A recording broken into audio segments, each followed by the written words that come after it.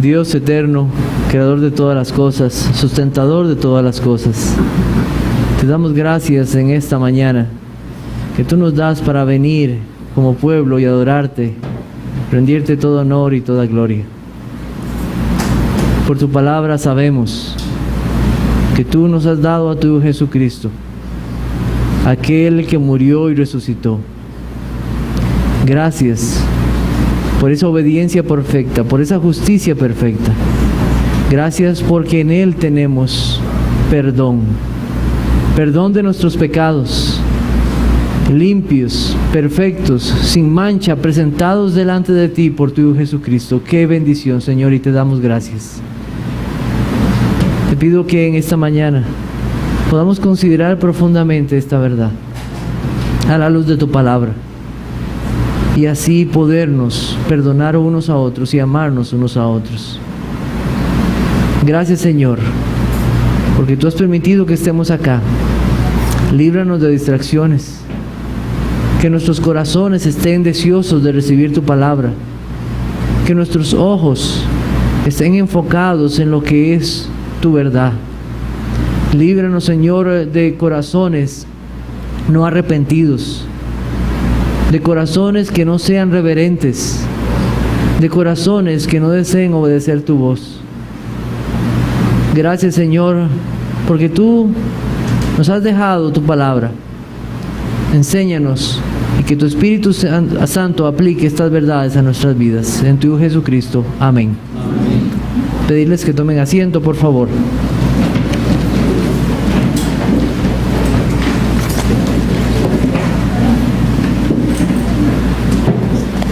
El estudio en la carta a Colosenses ha terminado, pero quiero extender algo de lo que vimos en la carta a Colosenses, basándonos en una carta hermana a Colosenses, y es Filemón.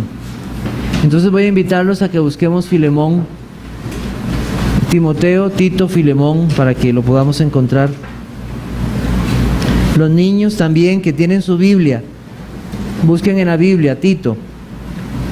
Después de segunda de Timoteo está Tito, y después sigue Filemón, y está antes de Hebreos. Es solamente una página, entonces vamos a leerlo, o voy a leerlo para ustedes.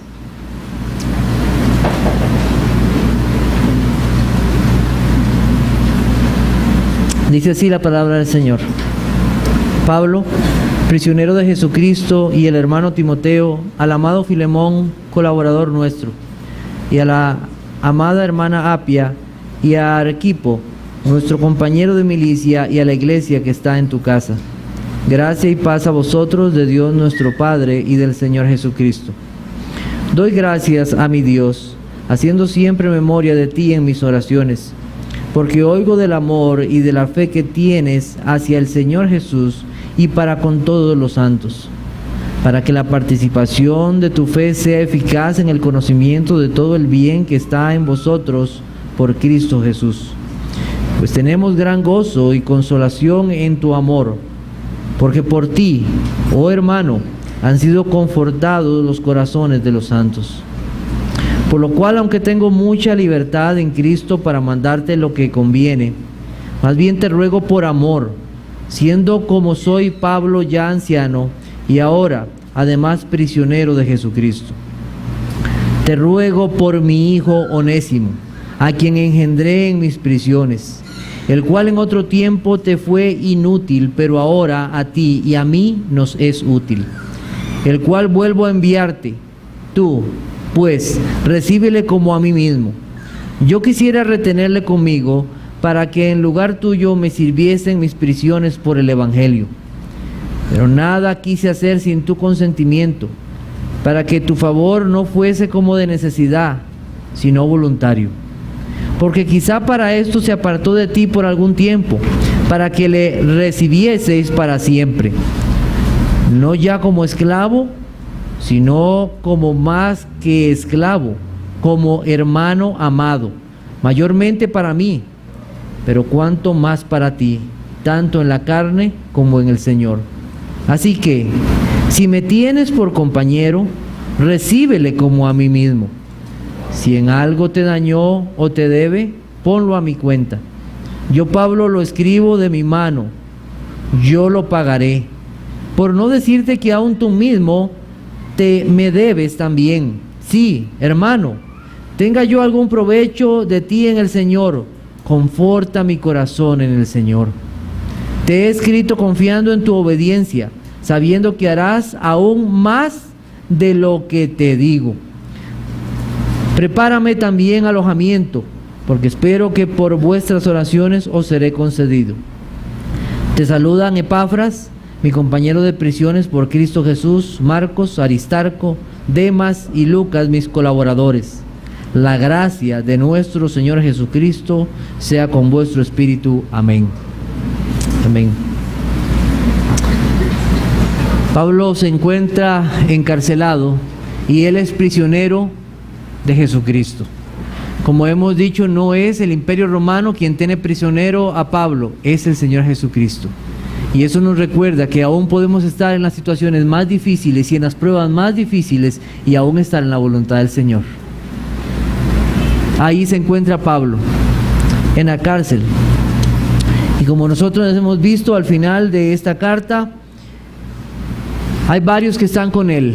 Y al verlos, los nombres que están ahí son muy parecidos a los nombres que aparecen en Colosenses. Por eso decimos que es una carta que fue hecha casi al mismo tiempo que la carta a Colosenses. Eso es lo que creen la mayoría de comentaristas bíblicos. Si nosotros hiciéramos un rápido bosquejo de esta carta, encontraríamos primero, como vemos, un saludo inicial a una familia. Seguido de esto, la relación entre Cristo, o aquellos que son de Cristo, con el Señor y su pueblo. Después, la petición de Pablo a Filemón por un hombre llamado Onésimo. Y finalmente, la solicitud de Pablo para prepararle hospedaje. Y unos saludos finales que tenemos al final. ¿De qué trata esta carta? ¿Cuál es el mensaje de esta carta? Esta carta trata de un verdadero amor y fe en Cristo que nos lleve a perdonar a otros. Un verdadero amor y fe en Cristo que nos lleven a perdonar a otros. Esta carta fue inspirada por el Espíritu Santo e incluida en el canon bíblico y nos lleva a hacer aquello como iglesia que Cristo nos mandó: perdonarnos de corazón los unos a los otros las ofensas como Cristo nos perdonó. De eso trata esta carta básicamente. Vamos a buscar Colosenses 3:14, 3:13 y 14 que nosotros estudiamos hace poco. Dice así: soportándoos unos a otros y perdonándoos unos a otros, si alguno tuviere queja contra otro, de la manera que Cristo os perdonó, así también hacedlo vosotros. Y sobre todas estas cosas, vestidos de amor, que es el vínculo perfecto. Es el vínculo perfecto. Entonces, en primer lugar, tenemos una salutación inicial o saludos iniciales en nuestra relación con el Señor Jesucristo. Bueno, la carta va dirigida a Filemón. ¿Qué sabemos de él? Sabemos que era un creyente, un amado hermano, un colaborador. Algunos piensan que era un hombre adinerado, tenía esclavos, además tenía una casa donde la iglesia se podía reunir. Entonces era muy posiblemente un hombre que tenía bastantes bienes en esta vida. El Señor así lo había permitido. También la mayoría de los escritores piensan que la mujer que aparece ahí mencionada es su esposa y que el hombre, Arquipo, es su hijo. Es su hijo, es el hijo de Filemón. Entonces es una familia que conoce del Señor. Arquipo era un joven, posiblemente, tal vez de unos 30 o 40 años, que servía al Señor enseñando en medio de la iglesia. Lo primero que Pablo hace al dirigir esta carta a Filemón es recordarle dos cosas que son básicas en la vida del cristiano. Realmente hay una triada que nosotros habíamos hablado en Colosenses: es amor, fe y esperanza. Aquí se mencionan dos, básicamente por lo que Pablo va a tratar con Filemón, y son destacados básicamente por el mensaje que Pablo va a darle a este hombre, o la petición que va a hacer a este hombre. El amor del cual hablamos aquí, o el amor del cual Pablo está hablando, es el amor que viene de Dios, ese amor que recibe todo aquel que ha creído en Cristo. Es el amor de Dios en Cristo Jesús, no es un amor cualquiera, es ese amor que proviene de la libre voluntad de Dios. Ese amor en el cual Él nos ha dado a su Hijo, en el cual nosotros tenemos perdón y vida. ¿Quién merece el amor de Dios en Cristo? ¿Quién es merecedor de ese amor? ¿Quién merece esa gracia? Ninguno de nosotros. ¿Quién merece que el Dios eterno haya dado a su Hijo inocente, puro, sin mancha, sin pecado, por pecadores injustos? ¿Quién merece? Nadie, ninguno de nosotros merece ese amor. ¿Quién merece que el justo muriera por el injusto? Nadie. ¿Quién merece que al que no conoció pecado, por nosotros lo hizo pecado, para que fuésemos hechos justicia de Dios en él? ¿Quién merece que Dios haya tratado a su Hijo como un pecador para darnos la justicia de su Hijo? ¿Quién merece eso? Cualquiera que levante su mano no conoce su condición delante de Dios. Todos somos merecedores no del amor de Dios, sino de la ira y la condenación. Somos pecadores. Todos quedamos bajo el juicio de Dios. Nuestra vida, nuestros hechos, nuestra mente, nuestras palabras, nuestras acciones, todo nos lleva a considerar nuestra condición como enemigos delante de Dios y no merecedores de su amor, sino de su ira y condenación. Pero en el gran amor de Dios, en su gran misericordia, Él mostró su amor dándonos a su Hijo. Mas Dios muestra su amor para con nosotros en que, siendo aún pecadores, Cristo murió por nosotros. Esa es una verdad maravillosa para el corazón, para el hombre que no conoce a Cristo. Nadie merece tal gracia, nadie merece el amor del Señor, pero Él así lo ha querido dar. Y todos aquellos que han recibido ese amor, ¿qué hacen? Amar a Cristo, amar al Señor con todas sus fuerzas, con todo su ser, con todo su corazón. Nosotros le amamos a Él porque Él nos amó primero. Así es, esa es la razón. Y la respuesta del corazón que ha recibido el amor de Dios, un corazón regenerado, entonces es que ama a Dios con todas sus fuerzas, con toda su alma, con todo su corazón, con todo su ser. Cuando a alguien se le pregunta que verdaderamente dice ser cristiano, ¿usted ama a Dios? Es como cuando a un esposo le preguntan, ¿usted ama a Dios? O ama a su esposa, más bien. Si ese hombre duda, uno se pone a pensar como que no la ama mucho, ¿verdad? Como cuando a una mamá le preguntan, ¿usted ama a sus hijos? Casi se enoja porque le pregunten tal cosa, porque es natural en ella. Debe ser natural en aquel que dice ser cristiano la respuesta: sí, Señor, tú sabes que te amo. Tal vez no te amo como debería amarte, pero sí te amo, sí te amo. Esa es la respuesta sincera y verdadera del corazón que ha recibido el amor del Señor. Ese amor también va acompañado de otro ingrediente esencial. Sin este ingrediente esencial nadie va a ir al cielo, absolutamente nadie, y se llama la fe. La fe, la certeza de lo que se espera, la convicción de lo que no se ve. La fe puesta en una sola persona.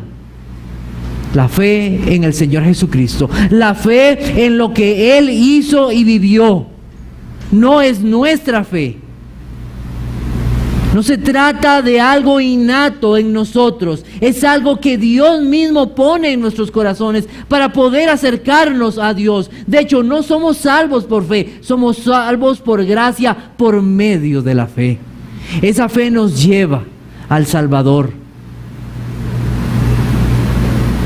¿Cree usted en Dios?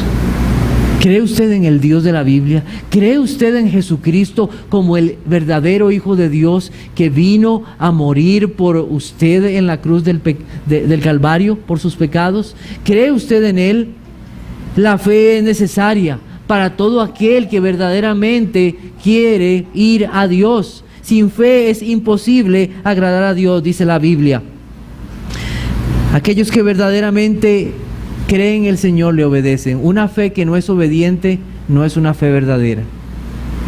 No es una fe verdadera. Así que el amor y la fe no solo son palabras, son verdaderos actos que se demuestran en una vida de obediencia de aquellos que se dicen ser creyentes. Pero también es un componente, la fe y el amor, que no solamente se ven en nuestra relación directa con Dios, sino que se reflejan en la forma en cómo nosotros nos conducimos en medio del pueblo de Dios. El pueblo de Dios necesita esa fe y ese amor para poder vivir en comunión los unos con los otros. Y aquí Pablo le dice a Filemón las siguientes cosas. Versículo 5 dice: porque oigo del amor y de la fe que tienes, ¿hacia quién?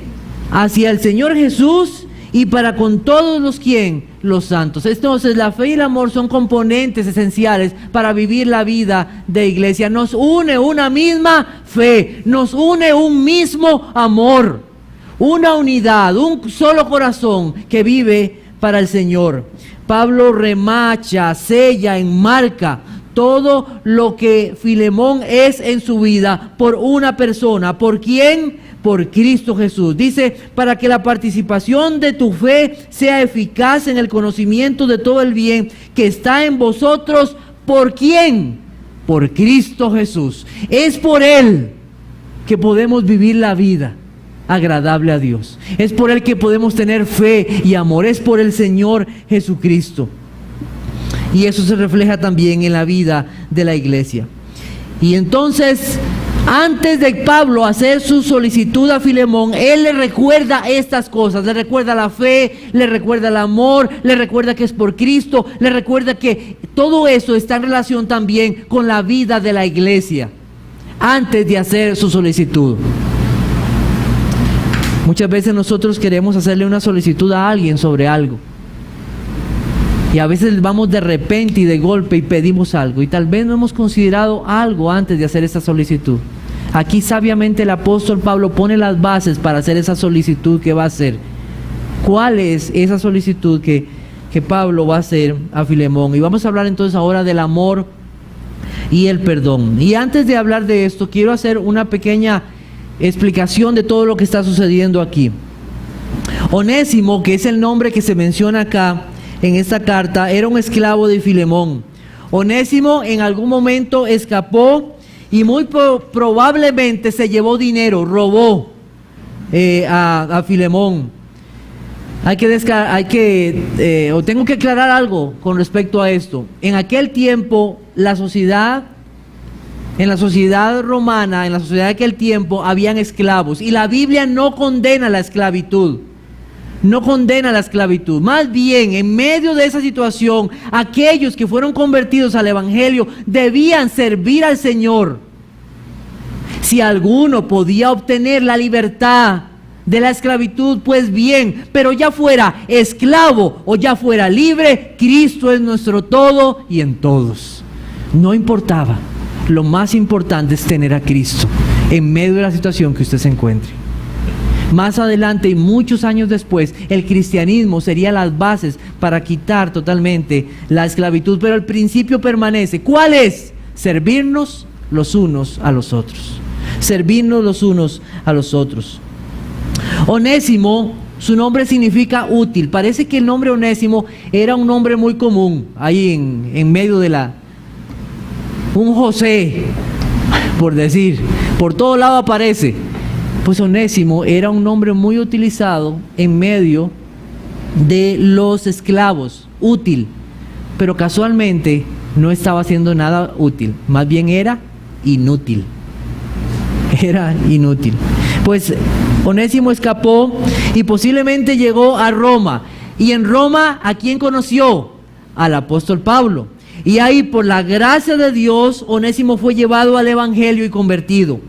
Pablo le llamó a Onésimo de forma muy cariñosa, mi hijo, que engendré en mis prisiones. Recordemos que Pablo estaba predicando en Roma por casi 2 años, casi sin ninguna obstrucción, en una casa alquilada. Y ahí posiblemente conoció del Evangelio por la gracia del Señor. Y ahora solo quiero suponer una conversación. Esto no es algo que está en la Biblia. Yo solo quiero suponer una conversación. Y sería algo así. Onésimo hablando y dice: Pablo, debo confesarte algo. Soy un esclavo. Soy un fugitivo. Y también robé a mi amo. Pablo, ¿y de dónde eres? Onésimo, soy de Colosas. Y mi amo se llama Filemón.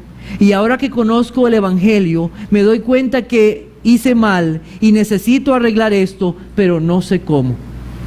Pablo, qué gracia del Señor contigo. Onésimo, tú necesitas volver a tu amo. Necesitas restituir el mal que hiciste si verdaderamente estás arrepentido delante del Señor. Pero además mira la gracia del Señor. Yo estoy escribiendo una carta a los hermanos de Colosas, y Tíquico, que también es de allá, el cual ya conoces, irá contigo. Y voy a escribirle una carta a Filemón, al cual yo conozco personalmente, para que sepa lo que el Señor ha hecho contigo, y que yo soy testigo de cómo el Señor ha cambiado tu vida, y ahora tú eres un hermano más. Onésimo, cómo el Señor actúa soberanamente en todo esto. Yo iré, soy esclavo, y asumiré las consecuencias de lo que pase, pues quiero honrar a Cristo. Me presentaré delante de Filemón, al cual serviré no solo como mi amo, sino también ahora como un hermano en Cristo. Debo restituir el mal que hice con el bien a aquel que dañé. Los caminos del Señor escapan a nuestro entendimiento, ¿verdad? ¿Cómo Onésimo llegó a Roma y conoció a Pablo? ¿Y cómo Pablo conocía a Filemón en Colosas? Es algo increíble. No sabemos los caminos del Señor. Cómo el Señor nos dirige a Él. Antes fue inútil, pero ahora te será útil. Ahora es útil por una razón: porque está en Cristo. Porque está en Cristo. Onésimo mostraría su verdadera conversión regresando y exponiéndose aún a la muerte, ya que como fugitivo, si el gobierno romano lo encontraba, podía matarle. Y no sabía cómo iba a actuar Filemón en aquella situación. En toda esta carta de Filemón, usted no va a encontrar una palabra que se llama perdón. ¿Sabía? No está la palabra perdón, pero sí están otras palabras. ¿Sabe cuál? Amor. Recíbele, obedece, y la gracia del Señor. Vamos a encontrar esas palabras aquí. Ese amor de Dios en Cristo. Versículo 9, o verso 9. Dice: más bien te ruego por amor, siendo como soy, Pablo, ya anciano y ahora además prisionero de Jesucristo. Pablo pudo haber usado lo siguiente, este tipo de convencimiento. Filemón, tú sabes que yo estoy en la cárcel, sabes que estoy sufriendo por Cristo, sabes las cosas que han pasado. Entonces, yo podría decirte a ti que por esta causa, por lo que yo estoy sufriendo, yo soy capaz de perdonar, porque el Señor a mí me ha enseñado muchas cosas. Pero esa no es la razón por la que Pablo está haciendo esa solicitud. Él está llevándole a un amor. ¿Cuál amor? El amor del Señor. El amor del Señor. Ese amor que nosotros hemos recibido en Cristo. Toda la segunda tabla de la ley es un mandamiento del Señor a amar. El primer mandamiento es amar a Dios, y el segundo, amar a nuestro prójimo como a nosotros mismos. Pero especialmente el sexto mandamiento dice: no asesinarás, no guardarás rencor en tu corazón, no buscarás vengarte, no guardarás odio contra otro. Especialmente el sexto mandamiento: no hay necesidad de tomar un arma y matar a una persona, con guardar rencor en el corazón, con guardar odio, resentimiento, con deseos de venganza. Ya con eso estás incumpliendo el sexto mandamiento. Pero aquellos que han recibido el amor de Dios en Cristo, aquellos que han recibido su perdón, ahora tienen el deber y la capacidad de poder en amor obedecer los mandamientos del Señor. Todo egoísmo debe irse. Todo deseo de buscar el mal del otro debe ser extinguido. La mayoría de nosotros, sin Cristo, nuestro deseo es venganza, es ira, es odio, es enojo. Pero aquellos que están en Cristo no pueden vivir así. El egoísmo llena el corazón de aquellos que están sin Cristo, pero aquel que ha recibido el amor de Dios no piensa así. ¿Cómo piensa una persona que está sin Cristo? Es que ese que me hizo mal, ese debe de pagar, y cuando tenga la oportunidad va a ver cómo me las vengo yo. Es que ese no piensa que él me hizo más mal a mí. Todo es centrado en sí mismo, en la persona de uno. Esa persona no está pensando en honrar a Dios, en amar a Dios y obedecer sus mandamientos. Todos los que son creyentes deben reconocer esto. Todos hemos ofendido a Dios en una manera inimaginable. Le hemos ofendido eternamente y por eso necesitamos una redención eterna. Hemos ofendido al Dios eterno. Todo pecado en primer lugar ofende a Dios y todos hemos ofendido a Dios. Contra Él hemos pecado. Ninguno de nosotros es más santo, más digno, más justo, más exaltado que Dios. Y aún así, siendo el Dios eterno, el Dios santo, el Dios trascendente, aún siendo lo que Él es, y nosotros como somos, aún así nos perdonó, como nosotros, seres humanos, no hemos de perdonar a otros. Esa es la consideración. ¿Cómo yo no estoy dispuesto a perdonar? ¿Cómo guardar rencor, odio? Si Dios, teniendo todo el derecho de no perdonarnos y enviarnos justamente al infierno, ¿no lo hizo así con su pueblo y con sus hijos? ¿Cómo no hemos de perdonar a otros que nos han ofendido? Mira el amor de Cristo por ti. Mira el amor de Dios derramado también a otros. Entonces, perdona. ¿Quién ha sido más ofendido? ¿Quién ha sido más ofendido? Yo he sido el más ofendido de todos. Usted no sabe el daño que me hicieron. Usted no sabe el daño que me hizo mi esposo al abandonarme. Usted no sabe el daño que me hicieron mis hijos al despreciarme y abandonarme. Usted no sabe el daño que me hizo un compañero de trabajo. El daño que me hizo alguien que se decía hermano en la iglesia. Pero nadie ha sido más ofendido que el Señor. Porque todos somos pecadores, pero Él es santo. Todos debemos pararnos en la fila y de primeros en la fila decir: yo soy el primero de los pecadores. Todos somos pecadores. Así que en consideración de la profunda verdad del perdón de Dios hacia nosotros, amándonos, nosotros debemos perdonar a otros. En segundo lugar, versículos 12, 16, 17, 18 y 19. Recibir como fuimos recibidos. Versículo 12. El cual vuelvo a enviarte, tú pues recíbele como a mí mismo. Versículo 16.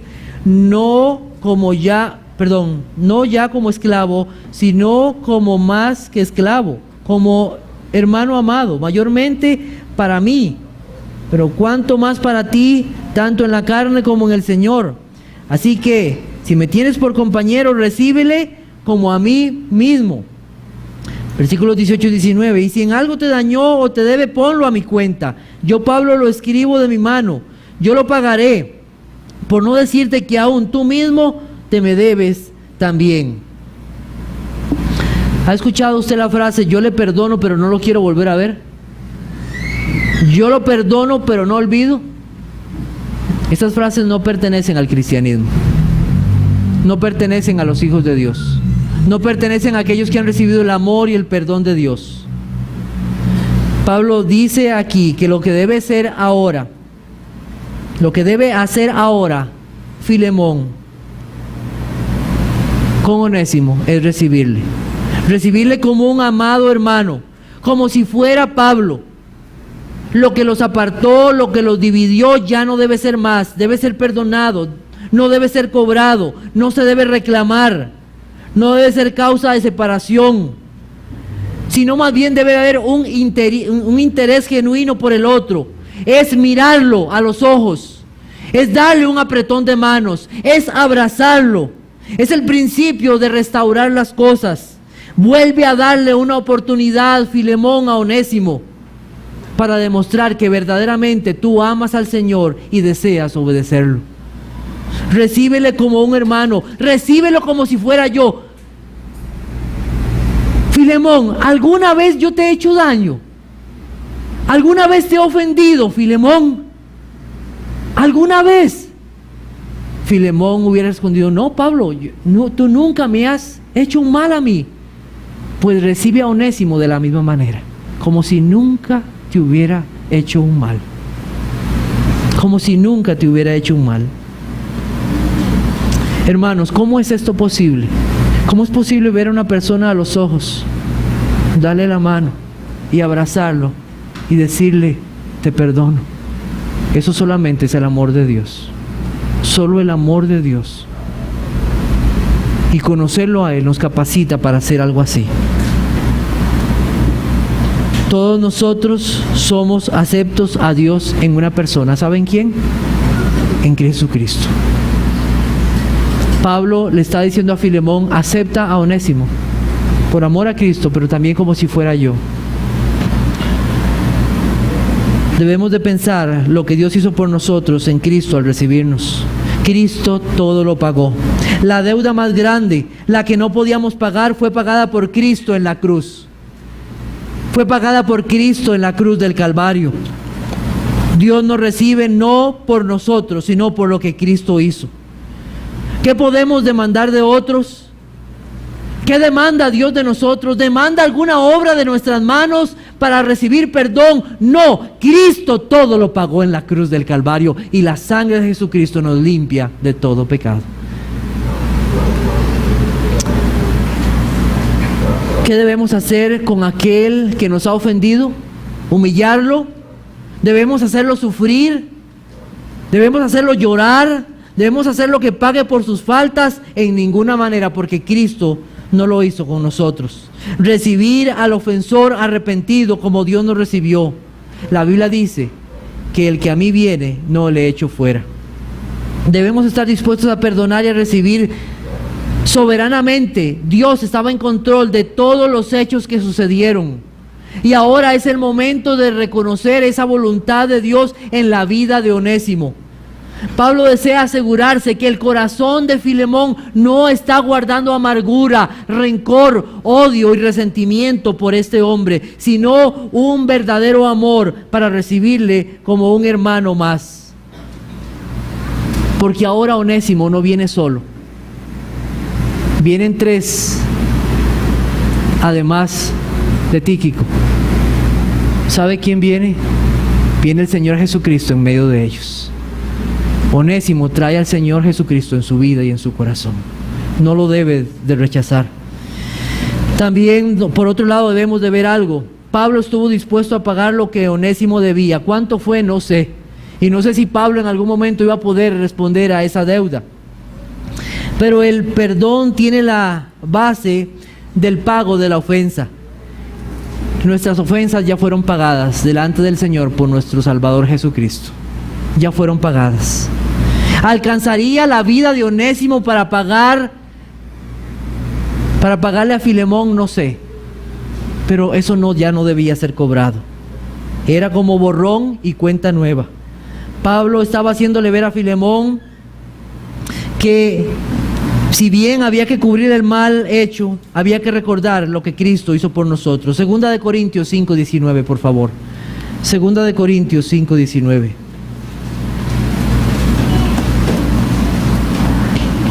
Dice que Dios estaba en Cristo reconciliando consigo al mundo, no tomándoles en cuenta a los hombres sus pecados, y nos encargó a nosotros la palabra de la reconciliación. Primera de Pedro capítulo 2 también. Primera de Pedro capítulo 2 versículos 20 al 25. Pues, ¿qué gloria es si pecando sois abofeteados y lo soportáis? Mas si haciendo lo bueno sufrís y lo soportáis, esto ciertamente es aprobado delante de Dios. Pues para esto fuisteis llamados, porque también Cristo padeció por nosotros, dejándonos ejemplo para que sigáis sus pisadas, el cual no hizo pecado ni se halló engaño en su boca, quien cuando le maldecían no respondía con maldición, cuando padecía no amenazaba, sino encomendaba la causa al que juzga justamente, quien llevó él mismo nuestros pecados en su cuerpo sobre el madero, para que nosotros, estando muertos a los pecados, vivamos a la justicia, y por cuya herida fuisteis sanados, porque vosotros erais como ovejas descarriadas, pero ahora habéis vuelto al pastor y obispo de vuestras almas. Filemón, no mires la ofensa de Onésimo, mira primero lo que Cristo hizo por nosotros. En tercer lugar, la bendición de la comunión. Versículo 20, Filemón, verso 20. Sí, hermano, tenga algún provecho de ti en el Señor, conforta mi corazón en el Señor. No se puede hablar de verdadera comunión en la iglesia, no se puede hablar de amor y de fe si no hay perdón. Los matrimonios necesitan perdón.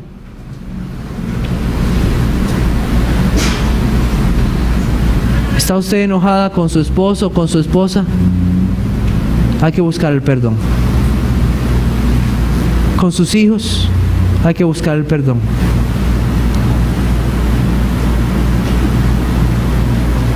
La iglesia, el pueblo de Dios, no puede hablar de fe y amor si no hay perdón. No podemos hablar de amor si no hay perdón. No podemos hablar de comunión si hay amargura, odio y resentimiento. El corazón debe ser confrontado con esta verdad. En el versículo 12 dice: el cual vuelvo a enviarte a ti, pues recíbele como a mí mismo. Esa palabra en el original es como del corazón. Y cuando la Biblia, en el Nuevo Testamento, cuando los escritores escribían de esa forma, cuando hablan del corazón, ¿sabe a qué se referían? A las entrañas, al hígado. Te amo con el hígado.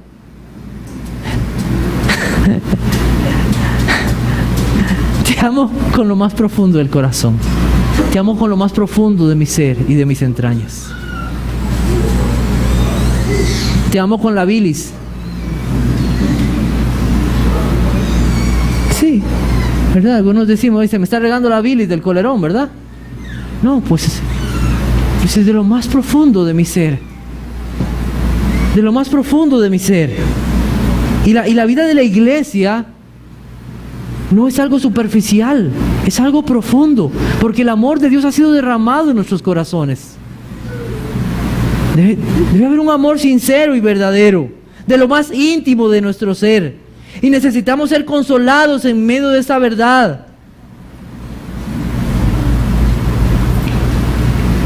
Cuando nosotros nos exponemos a cosas como la oración, debemos recordar si hemos perdonado a otros. Ahora el hermano Álvaro nos recordaba el Padre Nuestro, una oración. Cuando oramos debemos de recordar, ¿he perdonado yo? Cuando traemos las ofrendas al Señor debemos de recordar, ¿estoy yo guardando rencor? Hay que arreglar esas cosas. Debe haber comunión en el pueblo de Dios al perdonarnos los unos a los otros. Pero necesitamos ver la obra de Cristo para poder hacer esto. ¿Qué ejemplo a la familia, a la iglesia hubiera dado Filemón si no hubiera perdonado?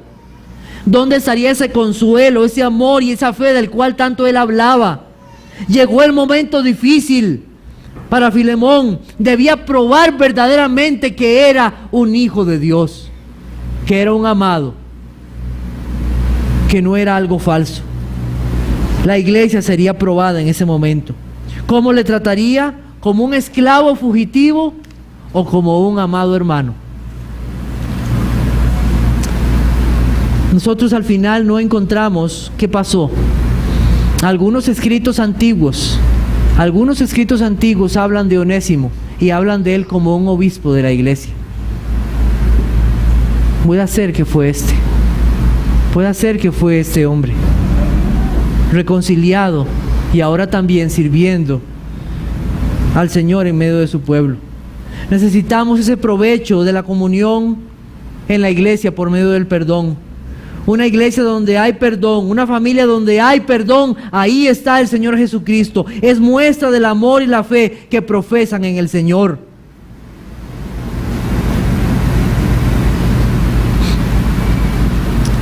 El rencor desea el mal del otro. El resentimiento, sentirse dolido, pero al mismo tiempo acumular odio.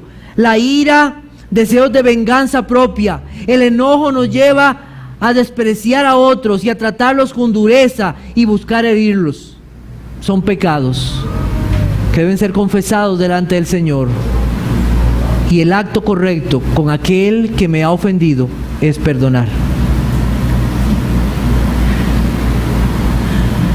En cuarto lugar, obedecer al Señor. Versículos 14 y versículo 21.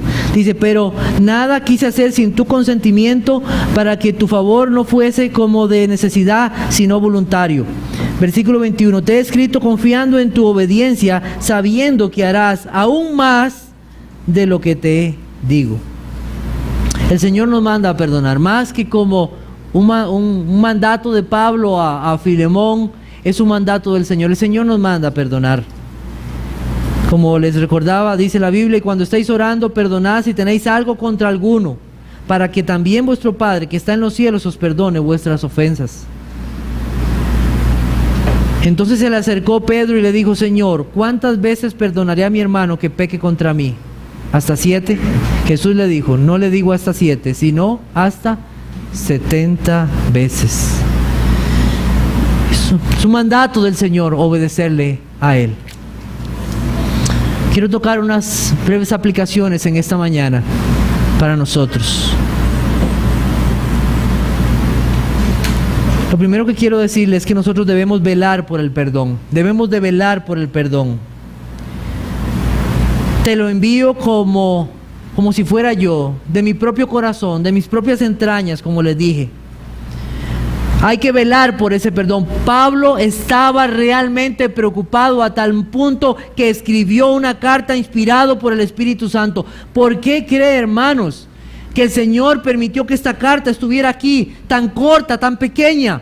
Porque es necesario el perdón en medio del pueblo de Dios. En medio del pueblo de Dios. Es necesario.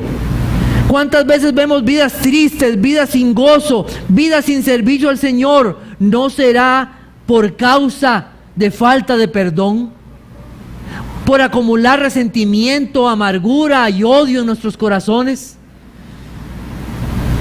¿No será que no hemos confiado en el Señor y que Él tiene control de todas las cosas? Porque a veces aquellos que no perdonan se preguntan, ¿por qué esto y por qué el otro? Parte de eso es no confiar en la soberanía de Dios. No confiar que Dios es soberano y controla todas las cosas.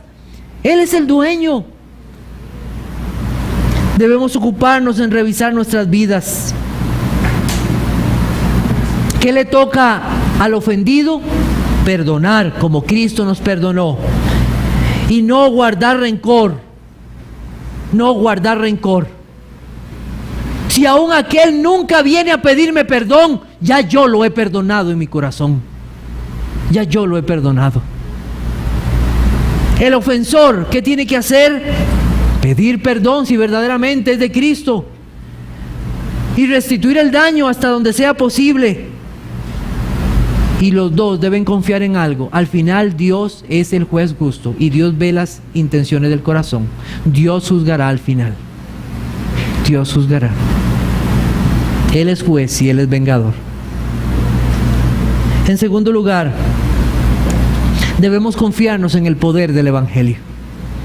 En versículo 13 dice, yo quisiera retenerle conmigo para que en lugar tuyo me sirviese en mis prisiones por el Evangelio. Fue el poder del Evangelio que cambió a Onésimo. No fue que Onésimo le estaba yendo tan mal, se quedó sin plata, se quedó sin dinero, que ya ahora hay que volver, no me queda otra. Porque muchas veces los amos trataban muy bien a sus esclavos. A veces los trataban bien, a veces los trataban mal.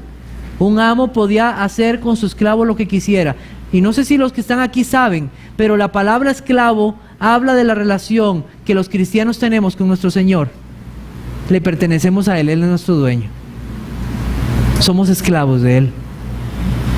Pero no fueron las condiciones sociales, las condiciones económicas o el temor a ser capturado por el gobierno lo que hizo un cambio en la vida de Onésimo. ¿Quién cambió a Onésimo? El Evangelio de nuestro Señor.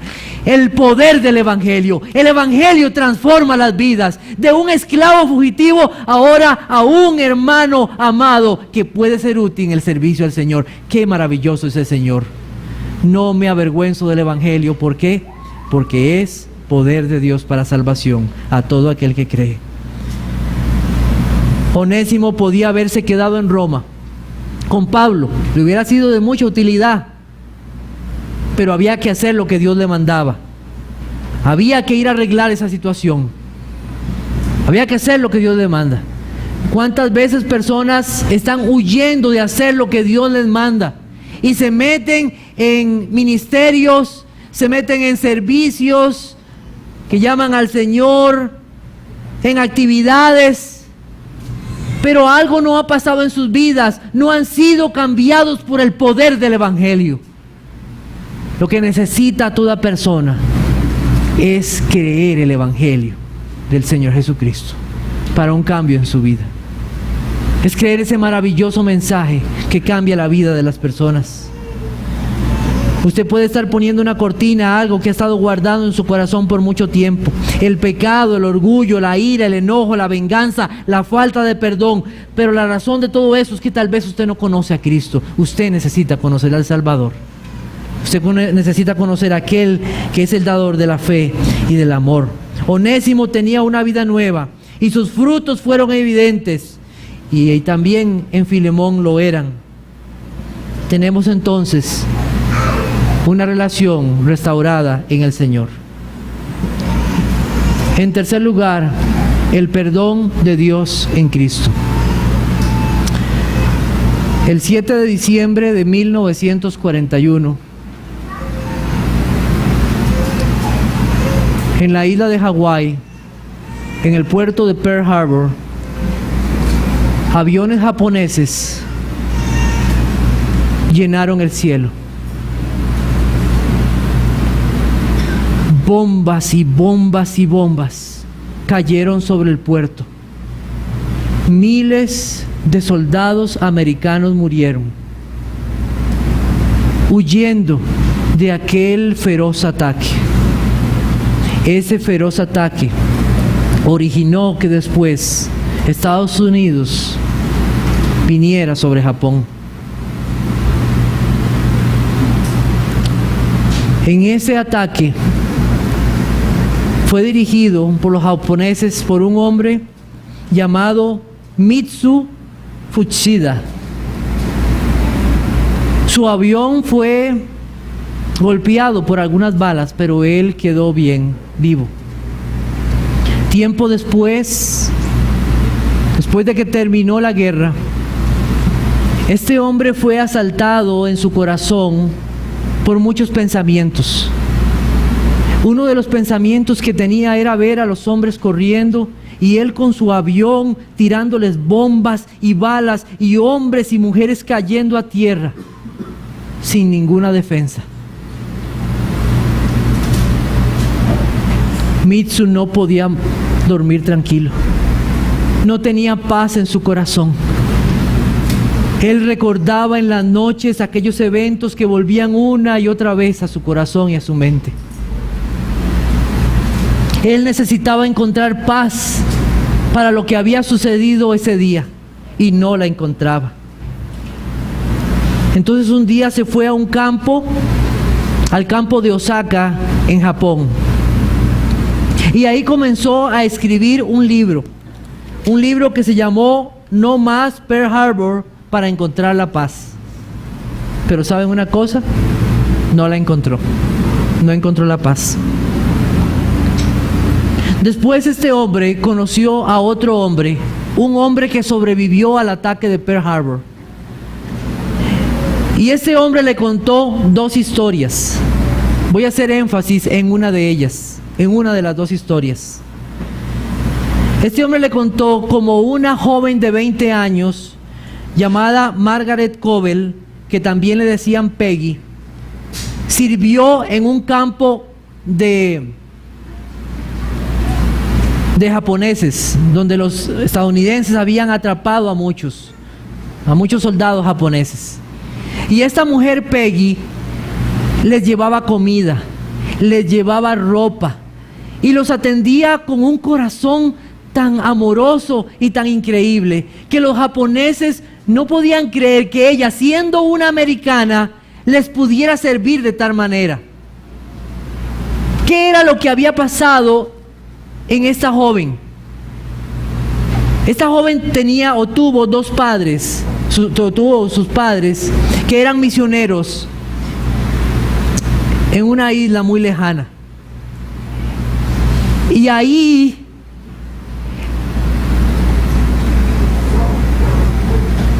en esa isla donde habían japoneses, soldados japoneses llegaron y mataron a sus padres, misioneros. Y esta joven se puso a pensar, mis papás dieron la vida por llevarles a Cristo, y esos hombres mataron a mis padres.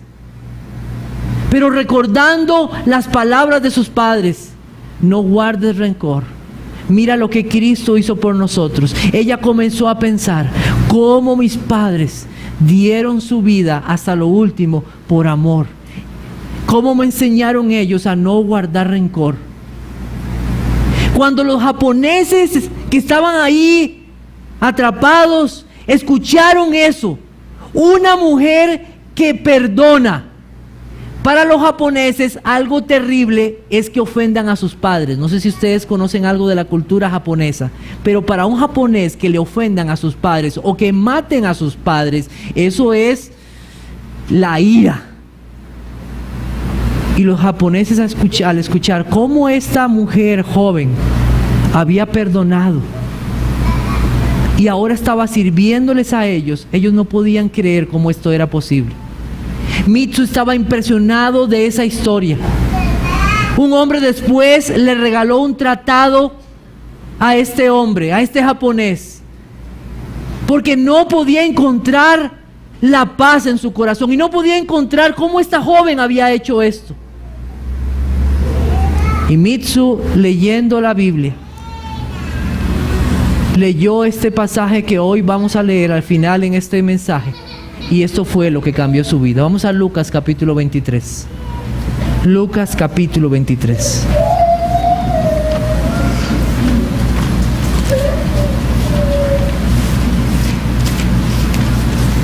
Versículo 26. Leo para ustedes. Y llevándole tomaron a cierto Simón de Cirene, que venía del campo, y le pusieron encima la cruz para que la llevase tras Jesús. Y le seguía gran multitud del pueblo y de mujeres que lloraban y hacían lamentación por él. Pero Jesús, vuelto hacia ellas, les dijo: hijas de Jerusalén, no lloréis por mí, sino llorad por vosotras mismas y por vuestros hijos. Porque aquí vendrán días en que dirán: bienaventuradas las estériles, y los vientres que no conocieron, y los pechos que no criaron. Entonces comenzarán a decir los montes: caed sobre nosotros, y a los collados cubridnos. Porque si en el árbol verde hacen estas cosas, en el seco, ¿qué no se hará? Llevaban también con él a otros dos, que eran malhechores para ser muertos. Y cuando llegaron al lugar llamado de la Calavera, le crucificaron allí, y a los malhechores, uno a la derecha y otro a la izquierda. Y Jesús decía: Padre, perdónalos, porque no saben lo que hacen. Y repartieron entre sí sus vestidos, echando suertes. Versículo 45. Y el sol se oscureció y el velo del templo se rasgó por la mitad. Entonces Jesús, clamando a gran voz, dijo: Padre, en tus manos encomiendo mi espíritu. Y habiendo dicho esto, expiró. Fuchida, al leer estas palabras, encontró la paz que andaba buscando. ¿Quién era? El Señor Jesucristo. Él recibió al Señor Jesucristo y él terminó su libro. Su libro se llama De Pearl Harbor al Gólgota. Solo hay una verdadera paz que tú puedes encontrar y se encuentra en el Señor Jesucristo. Solo hay un verdadero amor y está en Él. Aquellos que acuden a Él tendrán la verdadera paz y el amor. Y ese pueblo que ha recibido esa paz y ese amor, se aman y se perdonan los unos a los otros como Cristo nos perdonó. Vamos a orar.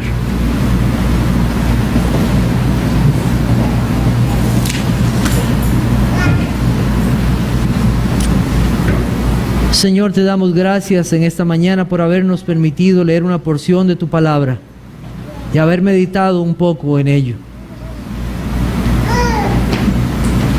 Gracias por el perdón que nos has dado en tu Hijo Jesucristo. Gracias porque podemos tener confianza que el día en que tu pueblo se presente delante de ti,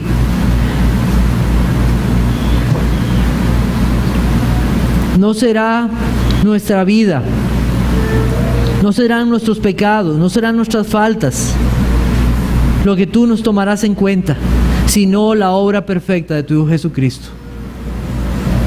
Gracias por ser presentados un día perfectos, santos y sin mancha delante de ti. En consideración de ese amor tan grande que nos has mostrado en tu Hijo, ayúdanos a perdonar a otros. Ayúdanos a no guardar rencor, ni ira, ni enojo, ni resentimiento, sino perdonar como tú nos has perdonado en tu Hijo Jesucristo. También ayúdanos a reconocer cuando hemos ofendido a otros. Ayúdanos a ver cómo hemos ofendido, cómo hemos faltado, ya sea en palabras o en hechos, y a buscar la reconciliación. Gracias, Señor, por tu palabra, y ayúdanos a ser obedientes a ella, confiando en la gracia que tú nos has dado en tu Hijo Jesucristo. Te damos gracias y eso te lo pedimos en tu Hijo Jesucristo.